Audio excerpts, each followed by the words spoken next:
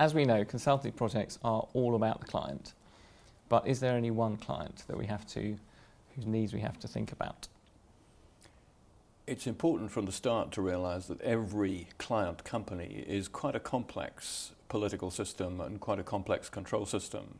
So as a consultant, you need to think about any aspect of the politics that might throw a spanner in the works of what you're trying to do.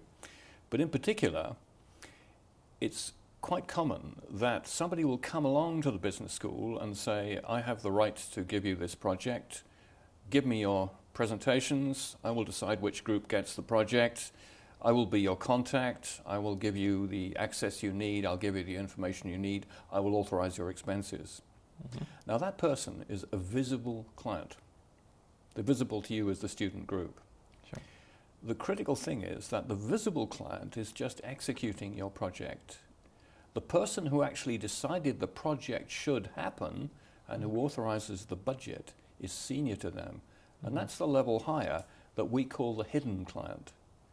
So you're really always working for the hidden client, somebody senior to the person who's managing you day to day. And getting it right for the hidden client is actually what you're there for, and in fact learning to become a hidden client, set the priorities, decide what questions need analyzed, get the right advice on investment and other decisions. That's what you're learning as an MBA student. So your job is to learn how to be a hidden client. So it's very important to find out who the hidden client is, how that person thinks, and make sure you deliver to them, or if you can, actually change the way that hidden client thinks about their own business. Right, okay, so very much the aim of a good student project is to influence that hidden client. Can you give an example of a project where that hasn't happened, or where the hidden client wasn't even noticed until too late?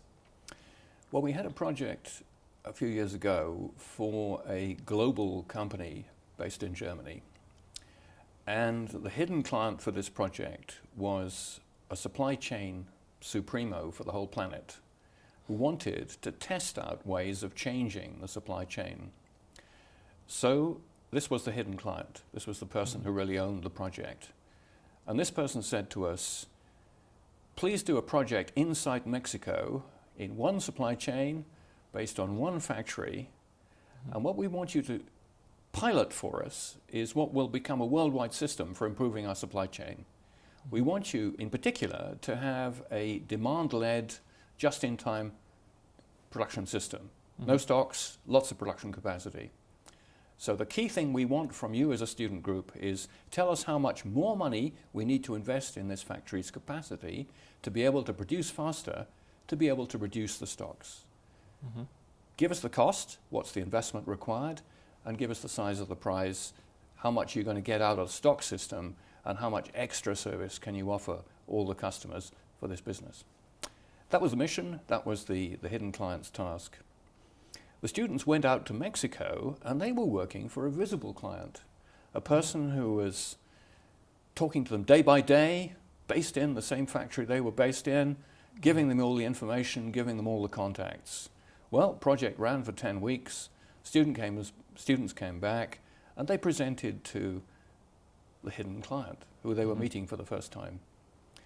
And about 30-40 minutes into the presentation, the hidden client heaved a great sigh of grief. The project had gone totally wrong. What had happened? He wanted the group to tell him how much bigger to make the factory. What the group had done was to tell him how to get more output out of today's factory unchanged. And why had the group done that? Well, the visible client the group thought they were working for was based in that factory. His previous job had been to manage part of the factory. So what he had done was to guide the student group into solving his own management problem of 2 years before. It sounds to me like the hidden client almost always has an investment decision to make, be they an external venture capitalist or an internal senior manager. Their primary concern is about spending the company's money on something, and they need decision support to help them make that decision. Is that a fair sort of characterisation of what our projects generally do? Yeah, absolutely. The higher you go in the company, the more you are investing, the more you're putting in resources for the future. And it might be the sort of investment that will appear on the balance sheet. That is to say, you've bought a paper mill or a factory of some kind, or you've created a new computer system, or it might be the kind of investment that isn't on the balance sheet, but you're just spending more money on marketing or sales force, advertising, whatever it might be. Either way, you're spending big chunks of money now, which are going to have effects on the business in the future, and that is typically the job of a very senior person or a hidden client.